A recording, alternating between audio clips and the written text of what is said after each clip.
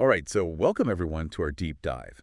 And today we're exploring this really intriguing idea, Mm-hmm. which is how changing your habits Mm. can actually lead to like a full-blown life transformation. Yeah. We're basing this deep dive on Marc Reklau's book, Okay. 30 Days, Change Your Habits, Change Your Life. I see. And Yeah. it's really cool how Reklau blends, structured guidance Mm-hmm. with all these like exercises that are designed to kind of help you unlock Sure. happiness and success in your life. You know what I found really compelling about Klau's work Yeah. is that he actually addresses that skepticism head on. You know, that a lot of people feel Yeah. toward self-improvement stuff. Yeah, Like, you can feel yeah, there's that pep talk vibe. Yeah. But then he goes beyond that and he supports his claims with like solid research. Yeah. Showing how our thoughts and beliefs actually have a tangible impact on our reality. Oh, absolutely. Like he's not just, peddling Right. feel-good fluff. Exactly. There's real science behind it. Yeah. And I think a perfect example of that is the placebo effect, For sure. where medical studies have actually shown Yeah. that our beliefs Mm-hmm. can trigger like real physical changes in our bodies. It's incredible, isn't it? It just shows that mind-body connection in such a clear way. Yeah, And it's not just limited to the placebo effect either. right. You know, things like self-fulfilling prophecies and the Pygmalion effect also really highlight Yeah. how our expectations can shape outcomes. And Reklau does such a brilliant job Yeah. of weaving these scientific insights into his whole approach. Absolutely. And, right off the bat, he kicks off with this super compelling idea. Okay. He calls it rewriting your story. Interesting. And it's kind of like we all have this narrative Mm-hmm. that's constantly playing in our heads, right? Yeah.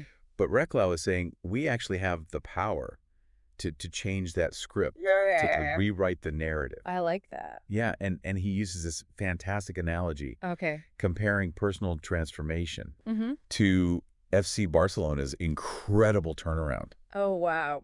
under Pep Guardiola Yes, Guardiola. as their coach. I mean, his leadership completely revitalized the team. Totally. I mean, through just sheer dedication and effort. Mhm. He steered them to a level of success that they hadn't even seen before. Exactly. It really speaks volumes about the importance of persistence, Uh-huh. which is a theme that Reklau carries throughout the entire book. Yeah, and he even like directly quotes Zig Ziglar Really? in the book, Okay. emphasizing that, character commitment and discipline, Right. they're like the cornerstones The foundation. to any achievement, Mm-hmm. I love how he connects sports to like personal growth. Yeah. It's not something you'd immediately think of, but But it makes sense it really does. because like to succeed, whether it's, on the field or in life, yeah, we need that drive, or absolutely. that internal push to keep going. It's essential. And right. Reklau doesn't just stop there. He goes on to this crucial idea of taking responsibility, Interesting. which is all about shifting away from that victim mentality. Right, right. So he's really urging us to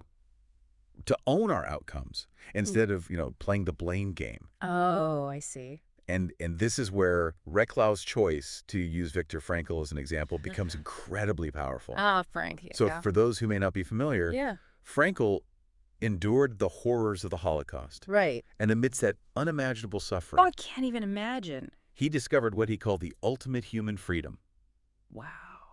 which was the ability to choose our response in any circumstance, no matter how dire or difficult. That's profound. It really is. It's a Yeah. testament to like Yeah, the power of the human spirit to transcend even the most horrific situations. absolutely. To find that freedom in a concentration camp, Yeah. it is just extraordinary. It really makes you think It does. about our own lives and Yeah. Have you ever found yourself yeah. like blaming others for a situation and then later realize that like Oh, yeah. taking responsibility could have actually led to a different outcome? It's so easy to fall into that trap of blame, isn't it? It is. But embracing responsibility, Yeah. that's what empowers us to really shape our destiny. It's true. And that leads so perfectly into Reklau's next point, Okay. which is this immense power of our thoughts and beliefs. Yeah. He reminds us that thoughts, they aren't just these like fleeting things, they literally create our reality. He's saying like we're projecting our beliefs Exactly. onto the world Yeah. and the world is mirroring them back to us. It's like a feedback loop Yeah. between our inner world and the outer world. Exactly. And he really challenges us to examine those beliefs. Hmm. He's like, are they serving us? Yeah. Or are they holding us back? It's a great question. It is. We asked ourselves. Yeah, and he provides like some really solid evidence Okay. to back this up. Uh-huh.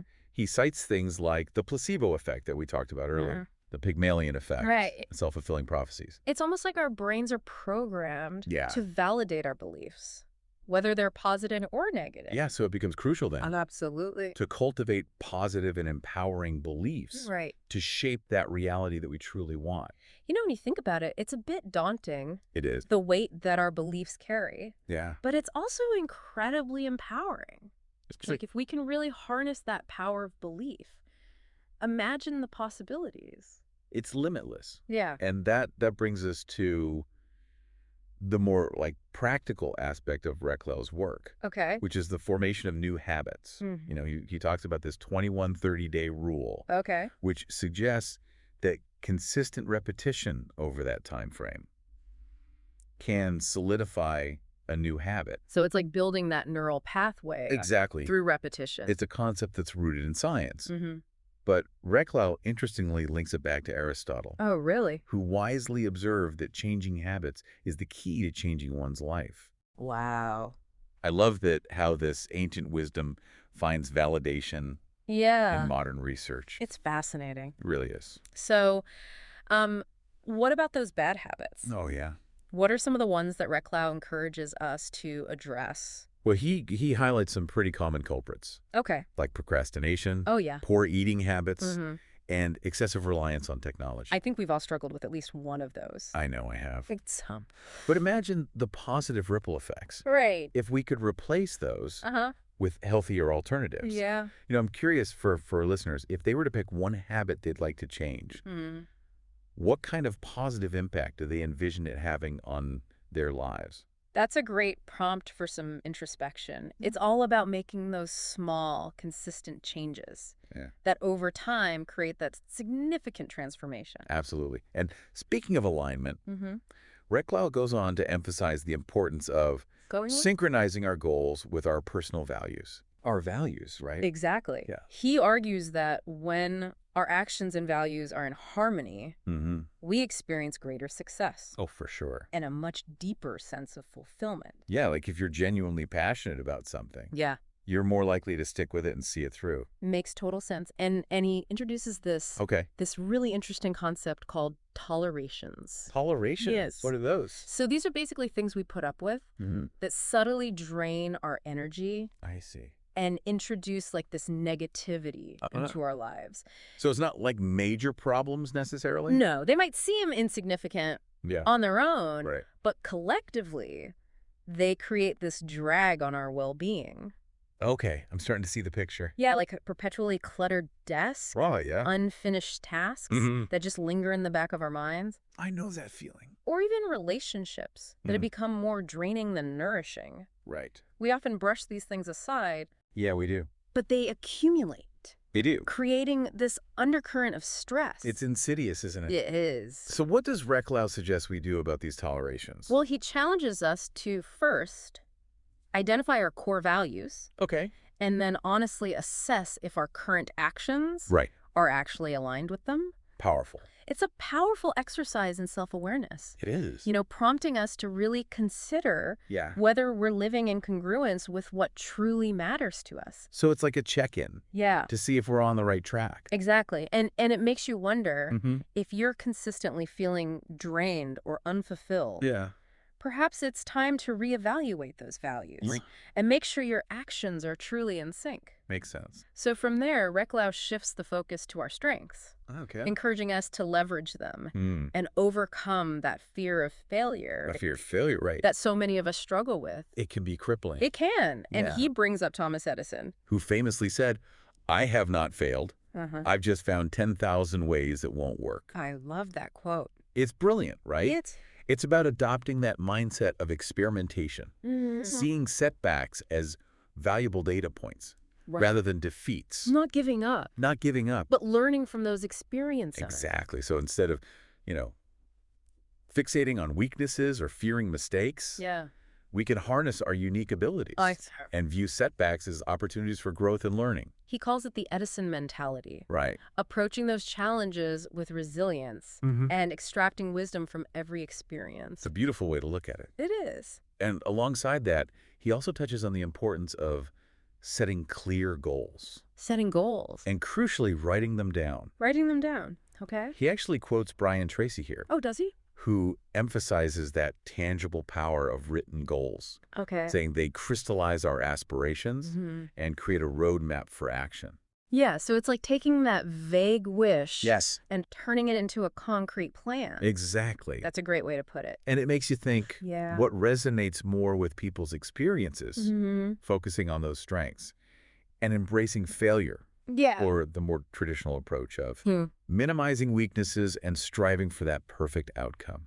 That's a fascinating question. It is. You know, maybe it's not about choosing one over the other. Right. But finding that balance between recognizing areas for improvement while simultaneously leveraging our strengths. It's about that integration. Exactly. And all of this requires effective management of our time and energy. Of course. Which brings us to Reklau's next point. Cool. He actually offers some excellent advice Does he? for maximizing our time. Oh, great. Things like prioritizing tasks, creating realistic schedules, and minimizing those pesky distractions. Distractions, oh my gosh. That can really derail our focus. They're everywhere. They are. So it's about becoming the architect of our day. I like that. Making conscious choices about how we invest our time. Our most precious resource. Absolutely. Yeah. And he really singles out procrastination as a major time thief. Oh, yeah. You know, it steals our time. It does. Leaves us feeling overwhelmed. And often guilty. Guilty, yes. Sure. But luckily, Reklau provides some insightful techniques for tackling it. Oh, okay, good. Yeah, so he suggests breaking down those daunting tasks into smaller, more manageable steps. Okay. Setting firm deadlines to create a sense of urgency. I see. And focusing on those positive outcomes of completing a task. Oh. Rather than dwelling on the negative aspects of procrastination. So it's like shifting our mindset from avoidance to achievement. Exactly. Motivating ourselves with those rewards of accomplishment. Rather than that fear of failure. I like that approach. Yeah. It's powerful. And it's amazing how deeply our thoughts and beliefs influence our actions in everything we do. Absolutely. And Reklau really dives into that. He does. In this next part. Okay. He talks about the power of language, highlighting how it shapes our reality, not just in how we communicate with others, but also in that internal dialogue we often have with ourselves. Our self-talk. Exactly. And he cautions against negative self-talk. Oh, yeah. Emphasizing that those stories we repeat to ourselves, they become our reality. If we're constantly telling ourselves we're not good enough, not smart enough, not capable enough, guess what? We start to believe it. We start to believe it. It's so true. It really is. And so he encourages us to be mindful of the language we use, both internally and externally. Yeah. Choosing words that empower and uplift us. It's like mental hygiene. It is. Cleansing our minds of those limiting beliefs and negative thought patterns. It's so important. It is. And he even proposes this simple but really powerful linguistic shift. Okay. What is it? Replacing the word try. Try. With more definitive language. Okay. Like I will or I am. Interesting. It's about cultivating that sense of certainty and commitment. Moving from a tentative mindset to one of action and empowerment. It's like we're reprogramming our minds with the words we choose. That's a great way to put it. And speaking of reprogramming, Reklau introduces this concept of affirmations. Affirmations, okay. Which is a technique for reinforcing those positive beliefs and attracting desired outcomes. Okay. He suggests repeating affirmations regularly. Okay. Even if we don't fully believe them at first. Yeah. To gradually rewire our subconscious mind. I see. He gives examples of affirmations for attracting wealth and success and happiness. Oh, wow. But the real power, I think, lies in crafting affirmations that resonate with our personal goals. With what we really want. Yeah, and aspirations. It's about consciously planting those seeds of positive belief in our minds. Yeah. And nurturing them until they take root and blossom. Beautiful imagery. And while we're nurturing those positive beliefs, right, Reklau also emphasizes the importance letting go of the past The past. and embracing forgiveness. Forgiveness, okay. He argues that clinging to past hurts and regrets Mm-hmm. really drains our energy, Yeah. prevents us from moving forward. Like we're carrying around baggage. It's like carrying around a heavy weight. Yeah. Exactly. That hinders our progress. So he encourages us to practice forgiveness, Mm-hmm. both towards ourselves Right. and others, Yeah. to release that burden of past grievances Okay. and create space for those new possibilities. I like that. And he even suggests specific exercises Oh, does he? to facilitate this process, Uh-huh. like writing letters, Oh, okay. those we need to forgive, Interesting. even if we never actually send them. Oh, It's about finding closure yeah. and liberation from the past. That's profound. It is. It's a process of emotional healing, It really is. allowing us to break free from those shackles Yeah. of past experiences Hmm. and fully embrace the present moment. And speaking of the present moment, Okay. Reklau stresses the importance of celebrating our wins, Celebrating our wins. both big and small, Uh-huh. and savoring the journey. Savoring the journey. Okay. He encourages us to acknowledge our progress, Yeah. reward ourselves for our efforts, Mm-hmm. and cultivate an attitude of gratitude. Gratitude is so important It is. to focus on what we have. It really is. Yeah. And he even recommends keeping a success journal A success journal. to document our accomplishments Okay. and track our growth over time. So it's creating a tangible record Yes. of our journey. Of how far we've come. Yeah. And recognizing those positive changes. It's powerful. It is. It can boost our self-esteem Yeah. and reinforce that positive momentum. I love that. It's a celebration Yeah. of our journey It is. and a reminder to keep moving forward, That's a great point. along with celebrating our wins. Okay.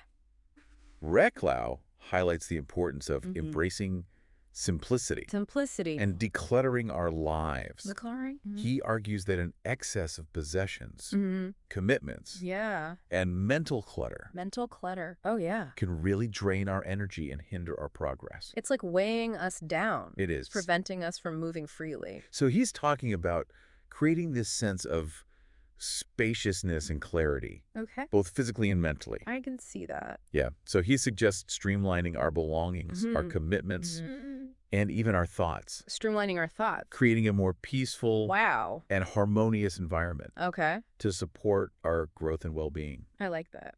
And he offers some practical tips for this decluttering process, Oh, good. like setting aside dedicated time for organizing and purging unnecessary items, Okay. simplifying our schedules, Mm-hmm. and learning to say no. No, that's a tough one. It is. There are a lot of people. It is, but it's so important. It is. And, it's fascinating how much lighter we feel Yeah, when we let go of things that no longer serve us, absolutely. whether it's physical clutter Yeah. or, those commitments that are draining our energy. It's liberating. It really is. So speaking of letting go, Yeah. Reklau also emphasizes the power of saying no. Wow. Not just to physical clutter, Right. but also to those requests Yeah. and commitments that drain our time and energy. He makes this really wise point What's that? that saying no to others Yeah. is often a way of saying yes Oh, I see. to ourselves To our own priorities. and to our priorities. That's a great way to look at it. It's about setting those healthy boundaries, Right. respecting our time and energy, Mhm. and making choices that genuinely support our well-being and fulfillment. It's about recognizing that we can't please everyone Right. and that prioritizing our own needs, it's not selfish. It's not selfish. It's essential. It's essential for our well-being. Yeah. And then Reklau offers this intriguing suggestion, Okay, what's that? getting up early Getting up early. and maximizing those morning hours. Interesting. He argues that the early morning hours Uh-huh. offer this unique sense of peace and tranquility, Mm-hmm. which makes them ideal for Right. setting intentions for the day, Uh-huh. engaging in activities that nourish our mind and body, Okay. and working on projects without distractions. I can see that. He even suggests exploring the possibility of Of what? sleeping less Sleeping less. to create more time for these activities. Wow, that's bold. It is. So less sleep, more productivity. Yeah, he cites research Okay. suggesting that 6 hours of sleep per night 6 hours. combined with a midday power nap Okay. can actually be sufficient for optimal functioning. It's a thought-provoking proposition. It is. Especially in our always-on culture, Yeah. where busyness is almost like a badge of honor. It's true, but I think what he's really getting at Yeah. is the importance of finding what works best for each individual Right. and creating a morning routine that sets us up for success, Absolutely. whatever that looks like for each person. Yeah. And he also cautions against starting the day Against what? with a barrage of negative news Oh, yeah. and media. That can be so draining. It can? First thing in the morning? He argues that those sources can just like drain our energy and create unnecessary stress. Makes sense. So he suggests being mindful of the information we consume Okay. and prioritizing uplifting and inspiring content Right. to start our day on a positive note. So it's about creating a more empowering environment, Exactly. both internally and externally. Yes. It's like setting the tone Yeah. for the whole day, For the whole day. choosing positivity over negativity. Exactly. And that leads to this next point about Our internal environment. our inner world. He emphasizes the importance of accepting our emotions and learning to manage them effectively. Emotions can be tricky. They can be, but he reminds us that emotions are natural Right. and a valid part of the human experience. They are. But we don't have to be ruled by them. So we don't have to let them control us. Right. We have a choice. Yeah. So he suggests observing our emotions without judgment, Okay. allowing them to pass through us, Like waves. like waves, Yeah. without being overwhelmed by their intensity. That's easier said than done sometimes. It can be. But it's a worthy goal It to is. strive for. It's about developing a sense of detachment from our emotions, Yeah. recognizing that they're fleeting. They are define who we are. It's a powerful realization. It is to come to. And he also encourages finding healthy ways to express our emotions. Okay. Like what? So things like journaling, Journaling, yeah. talking to a trusted friend. Engaging in activities that release that emotional tension. Like exercise. Like exercise. Creative pursuits. Yes, creative pursuits are great. Anything that helps us move through those emotions. Exactly. It's about developing that emotional intelligence and cultivating a sense of inner peace and resilience. So important in today's world. It is. Full of stressors. It's about recognizing that we have that power to choose how we respond to our emotions. We do. And manage them constructively. Well, it's empowering. It is. And speaking of taking care of ourselves, Okay. Reklau also advocates for prioritizing physical health Physical health. and treating our bodies with kindness. So it's not just about our minds. No, it's holistic. It's about the whole package. It is. Mind, body, spirit. He promotes regular exercise, A balanced diet, and sufficient rest Okay, the basics. as the essentials Yeah. for supporting both our physical and mental well-being. I mean, it's not groundbreaking. No, But it's so important. but it's foundational. It is. He suggests finding activities we genuinely enjoy and incorporating them into our routines. So it's not a chore. Exactly. Yeah. Make exercise something that we look forward to, Right. not dread. Sustainable over time. Exactly. And he also talks about mindful eating, Mindful eating. paying attention to our body's signals, Oh, interesting. savoring each bite, Okay. choosing foods that truly nourish us, Right. not just fill us up. So it's about being present with our food Yes, and really appreciating it. exactly. I like that. It's about treating our bodies with respect and recognizing that our physical health Right.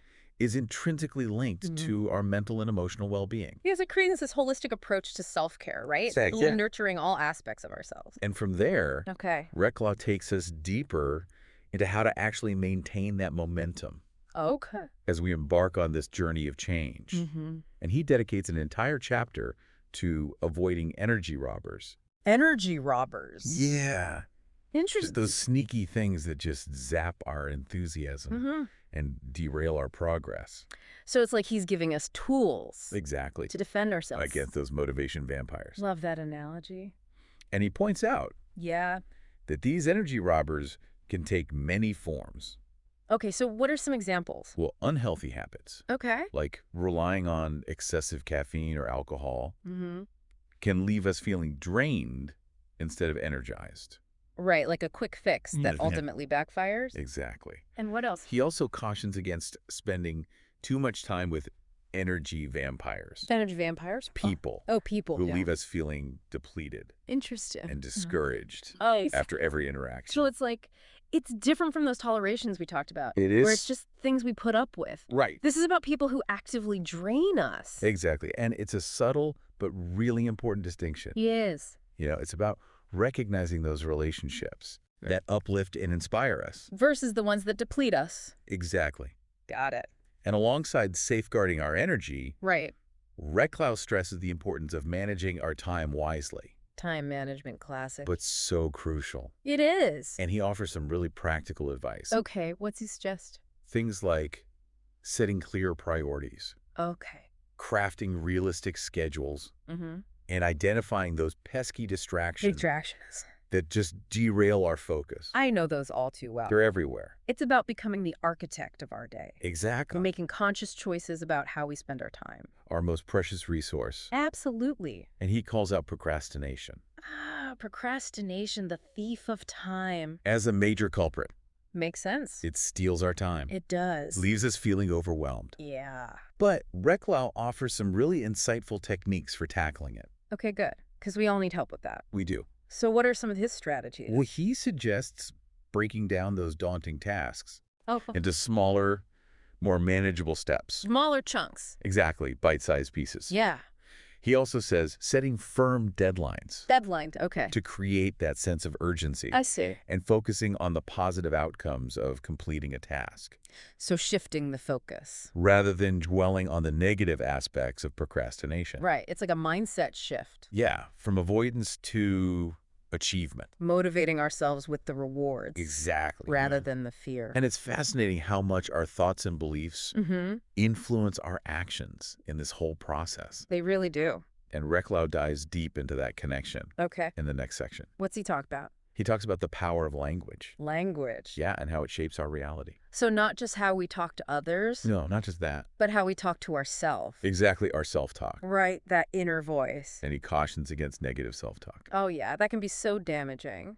It can. If we're constantly putting ourselves down. Emphasizing that those stories we repeat to ourselves become our reality. It's like we're programming our minds. If we keep telling ourselves we're not good enough. Yeah. Not smart enough. Not capable enough. We'll start to believe it. We will. It's like a self-fulfilling prophecy. It is.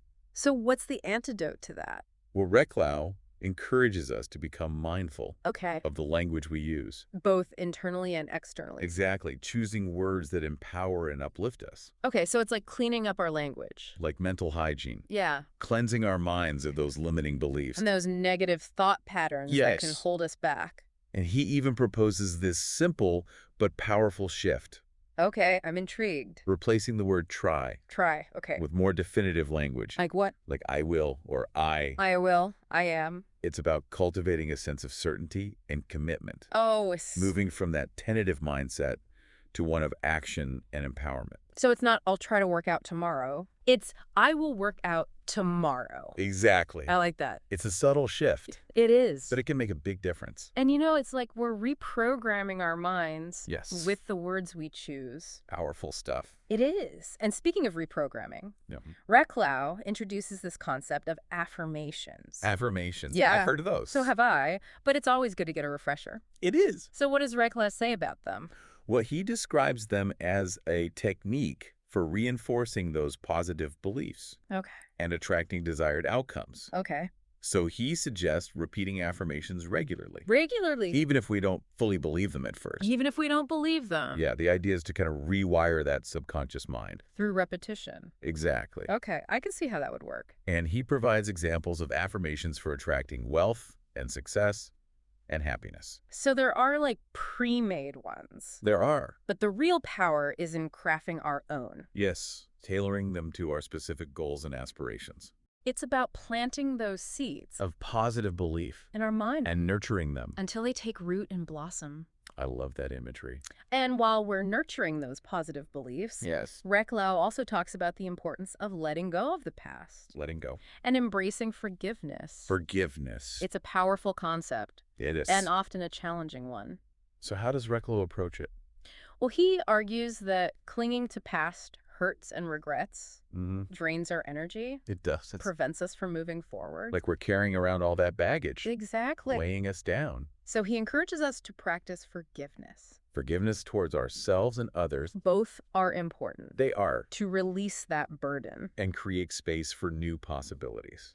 I like that, creating space. And he even suggests specific exercises. Oh, really? Like what? Like writing letters to those we need to forgive. Letters, even if we don't send them. Even if we don't send them. That's interesting. It's about finding closure and liberation from the past. It's a powerful process. It is. Of emotional healing. It really is. Allowing us to break free from those shackles of past experiences. And fully embrace the present moment. The present moment, that's where the magic happens. Exactly. And speaking of the present moment, okay. Reklau also stresses the importance of celebrating our wins. Celebrating our wins. Both big and small. Acknowledging our accomplishments. And savoring the journey. So it's not just about the destination. No, it's about enjoying the ride. I like that. And he encourages us to acknowledge our progress, reward ourselves for our effort, and cultivate that attitude of gratitude. Gratitude's such a powerful force for shifting our perspective. It really is. And he even recommends keeping a success journal. A success journal? Interesting. To document our accomplishments. And track our growth over time. So it's like a tangible record. It is. Of our journey. Of how far we've come. Yeah, and recognizing those positive changes. Exactly. It can boost our self-esteem. It can. And reinforce that positive momentum. It's a celebration. It is. Of our journey. And a reminder to keep moving forward. Exactly. I like that a lot. Along with celebrating those wins, Reklau highlights the importance of embracing simplicity. And decluttering our lives. Decluttering, okay. He argues that an excess of possessions, commitments, and mental clutter. Oh, mental clutter, that's a big one. Can drain our energy and hinder our progress. It's like we're weighed down. Exactly. By all that stuff. So he suggests streamlining our belongings, our commitments, and even our thoughts. Streamlining our thoughts, that's interesting. Creating a more peaceful and harmonious environment. I like that. To support our growth and well-being. It makes sense. And he offers practical tips for decluttering. Oh, good. Like what? Setting aside dedicated time for organizing and purging unnecessary items. Purging, okay. Getting rid of stuff, simplifying our schedules, and learning to say no. No, the power of no. It's so important. It is. But often so difficult. It can be. And it's amazing how much lighter we feel. Yeah. When we let go of those things that no longer serve us. Absolutely. It's liberating. It is. So speaking of letting go, Reklau also emphasizes the power of saying no. No to requests and commitments. That drain our time and energy. Exactly. And he makes this really wise point. What's that? That saying no to others is often a way of saying yes. Oh, I see. To ourselves. To our own priorities. And to our priorities. I love that perspective. It's about setting those healthy boundaries. Right. Respecting our time and energy. And making choices that genuinely support our well-being and fulfillment. So it's not selfish. It's not selfish. It's self-care. Exactly. And then Reklau throws out this interesting suggestion. Okay. I'm intrigued. Getting up early. Getting up early. The early bird gets the worm. So what's his reasoning behind that? Well, he argues that the early morning hours offer this unique sense of peace and tranquility. I can see that. Less distractions. Right. The world's still asleep. Exactly. And he says it's an ideal time for setting intentions for the day, engaging in activities that nourish our mind and body. Like exercise or meditation. Exactly. Or journaling. And for working on projects. Without distractions. I can see how that would be beneficial. He even suggests exploring the possibility of sleeping less. Sleeping less? To create more time for these activities. It's a bold suggestion. It is, but he cites research. Suggesting that 6 hours of sleep per night. 6 hours, combined with a midday power nap. A power nap? Can be sufficient for optimal functioning. I'm not sure I could do that. It's definitely not for everyone. But I appreciate the idea. It's about finding what works best for you. Right. And creating a morning routine that sets you up for success. Whatever that looks like. Exactly. And he also cautions against starting the day. Okay. Against what? With a barrage of negative news and media. Oh, yeah. I've heard that before. It can be so draining. It can. And create unnecessary stress. Especially first thing in the morning? He suggests being mindful of the information we consume. And prioritizing uplifting and inspiring content to start our day on a positive note. It's like setting the tone for the whole day. It is choosing positivity over negativity. And speaking of our internal environment, Reklau emphasizes the importance of accepting our emotions. Our emotions? And learning to manage them effectively. Emotions can be tricky. They can. But they're a natural part of the human experience. They are. And Reklau reminds us that we don't have to be ruled by them. So we don't have to let them control us. Exactly. We have a choice. Okay, so how do we manage them effectively? Well, he suggests observing our emotions without judgment. Without judgment. Allowing them to pass through us. Like waves. Like waves. Yeah. Without being overwhelmed by their intensity. That's easier said than done. It can be. But it's a skill worth developing. It is. So it's about detaching from our emotions. Yes. Recognizing that they're fleeting and they don't define who we are. That's a powerful realization. It is. And he also talks about expressing our emotions in healthy ways. Yes. Finding those outlets. So what are some examples? Journaling. Journaling, okay. Talking to a trusted friend. Engaging in activities that release that emotional tension. Like exercise. Exercise. Creative pursuits. Creative pursuits are great. Yeah, anything that helps us move through those emotions in a healthy way. And it's about developing that emotional intelligence and cultivating a sense of inner peace and resilience. So important in today's world. It is. Which is full of stressors. It's about recognizing that we have the power to choose how we respond to our emotions. We do. And manage them constructively. And that leads us to this next point about taking care of ourselves physically. Taking care of our bodies. Reklau advocates for prioritizing physical health. Our physical health. And treating our bodies with kindness. So it's not just about our minds. Right. It's holistic. It's about the whole package. Mind, body, spirit. He promotes regular exercise. A balanced diet. And sufficient rest. Okay.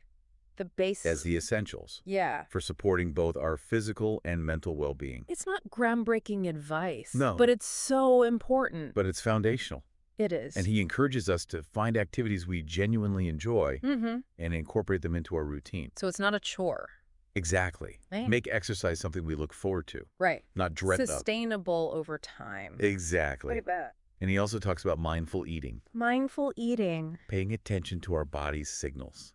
Oh, interesting. Savoring each bite. Okay. Choosing foods that truly nourish us. Right. Not just fill us up. So it's about being present with our food. Yes. And really appreciating it. Exactly. It's about treating our bodies with respect and recognizing that our physical health is intrinsically linked to our mental and emotional well-being. Yeah, it's all connected. All right, so let's dive into that summary of Reklau's 10 key points. Sounds good. To make sure those takeaways really stick with our listeners. Absolutely. Yeah. So we've talked about a lot, but it's helpful to kind of condense it all. Yeah, bring it all together. Into those essential nuggets of wisdom. Exactly. So where should we start? Well, let's go back to the beginning. Reklau's first point, rewrite your story. Oh, yeah, that's powerful. It's about taking ownership of our narratives. Creating empowering stories for ourselves. And recognizing we're not defined by our past. Exactly. We have the power to shape our future. And that leads perfectly into his second point. Take full responsibility. Right. Moving away from blame and victimhood. Recognizing the power we have to choose our responses. And shape outcomes. It's about those choices. Particularly the repeated ones. Yeah, habits. That create our habits. Exactly. And point number 3, choose your thoughts. Oh, yes. Our thoughts are so powerful. They really are. And Reklau's really emphasizing how profoundly they shape our reality. It's about cultivating positive and empowering thought patterns. Because those thoughts eventually become actions. Right. And shape our habits and ultimately our lives. Which brings us to point number 4. New habits, new life. This is where the transformation happens. It's about consciously designing habits that support our goals and values. And that brings us to the importance of self-awareness. Self-awareness, yes. And alignment. Point number 5, know your top 4 values. Oh, yeah. Making sure our actions are in harmony. With what truly matters to us. Living with intention and integrity. Absolutely. And as we pursue our goals, Reklau reminds us to leverage our strengths. Instead of fixating on weaknesses. Right. Point number 6, know your strengths. Focus on what we excel at. And harness those abilities to propel us forward. Love it. And of course, success also hinges on effective time and energy management. Point number 7, manage your time and energy. This is where we become strategic with our resources. Prioritizing tasks. Eliminating distractions. Safeguarding our energy from drains and negativity. So important. And he also challenges us to step outside our comfort zones. Embrace growth. Point number 8, Step out of your comfort zone. It's a reminder that venturing into the unknown, even when it feels uncomfortable, is often where the greatest growth and fulfillment reside. So true. And as we navigate those uncharted waters, it's crucial to stay true to ourselves. Resisting the pressure to conform. To external expectations. Point number 9, live your own life. Define our own path. Pursue what truly resonates with our hearts. Living authentically. Aligning our actions with our values and aspirations. Beautifully said. And finally, Reklau's 10th point. Take action and enjoy the journey. Ah, yes, the call to action. It's a reminder that all the planning and dreaming won't matter if we don't take action. We have to move from intention to implementation. Embrace the ups and downs along the way. So Reklau's 10 points. They provide a really powerful framework for approaching habit change and creating a more fulfilling life. It's a reminder that each day presents an opportunity to make choices that align with our values and our aspirations. So as we wrap up our deep dive into 30 days, change your habits, change your life. It's been quite a journey. It has. We've covered a lot of ground. We have explored so many facets of personal transformation. And I hope our listeners feel inspired to embark on their own journeys of change. Absolutely, because the power to change our lives, it really does lie within each of us. It does. And until next time, keep learning, keep growing, and keep diving deep.